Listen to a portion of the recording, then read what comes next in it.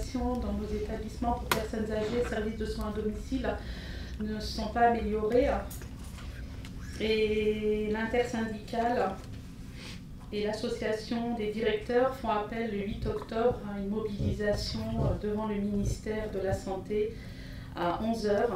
Tous les salariés, tous les professionnels, les familles, les usagers à se rassembler devant les établissements, devant les conseils départementaux, devant l'ARS pour dire que ça suffisait, qu'aujourd'hui le gouvernement ne répond pas du tout à la grande souffrance qu'aujourd'hui engendrent les salariés et aussi nos résidents, nos bénéficiaires pour le secteur de soins à domicile et nos patients quand il s'agit des USLD et des SSR qui sont en grande souffrance. Et on demandera à une instance, à Madame Buzyn, pour qu'elle puisse nous recevoir et qu'on puisse mettre quand même les choses au point et que lui dire que ça suffit, que c'est vraiment catastrophique et qu'il y a un enjeu humain et qu'une conscience doit être prise. On est arrivé à un seuil, à un moment où le gouvernement doit nous donner des réponses rapides, d'annonces des mesures mais qui sont finalement que des broutilles budgétaires et que ça ne prend pas en considération les véritables besoins des usagers et des professionnels. Et on sera là aussi le 8, forcément, à 11 h devant le ministère pour dénoncer cette situation.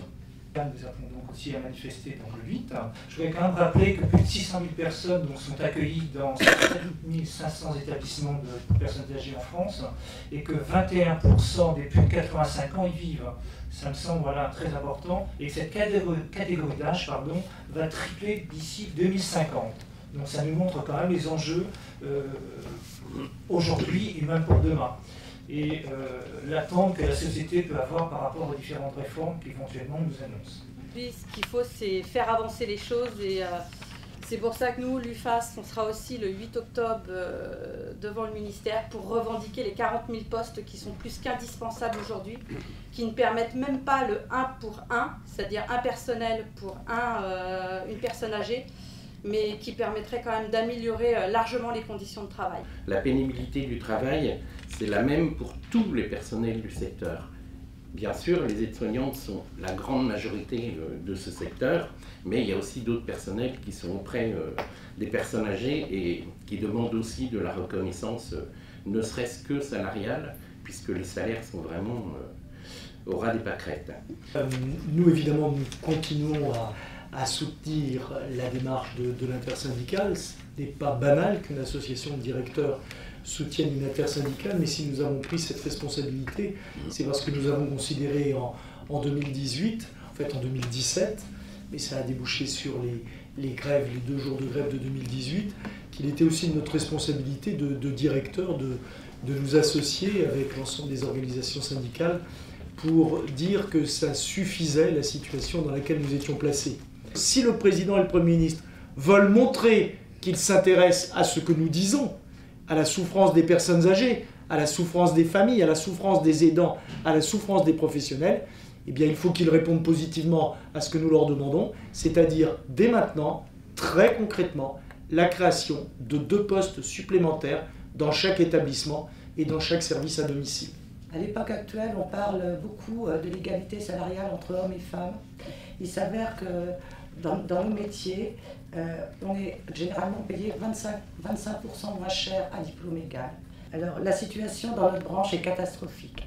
L'appauvrissement de tous les salariés du secteur de l'aide, de l'accompagnement et des soins à domicile du secteur à but non lucratif se propage. Nous pouvons constater la dégradation de nos conditions de travail et de la prise en charge des usagers.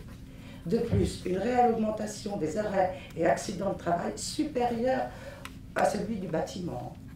Nous réclamons un financement de la prise en charge de la perte d'autonomie à 100% dans le cadre de la protection sociale. Nous exigeons maintenant, pour tous les salariés de la branche de l'aide, de l'accompagnement et des soins à domicile à but non lucratif et aussi pour les autres bien entendu, l'augmentation de la valeur du point à la hauteur de 6,66, soit le SMIC plus 20%.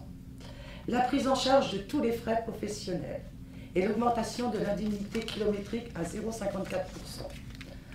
Nos missions sont d'utilité publique.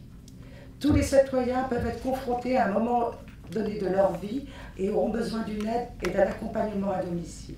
Une société qui se dit moderne et qui laisse les plus fragiles, les plus vulnérables d'entre nous sur le banc, c'est quand même pas une société si moderne que ça. C'est pour cela que nous appelons à soutenir et à accompagner le 8 octobre dans ce mouvement intersyndical, et on espère que toutes les salariés de l'aide à domicile, bien sûr, avec toutes les difficultés que ça représente pour elles, pour manifester et prendre du temps, seront présentes partout à Paris et sur les territoires. Merci.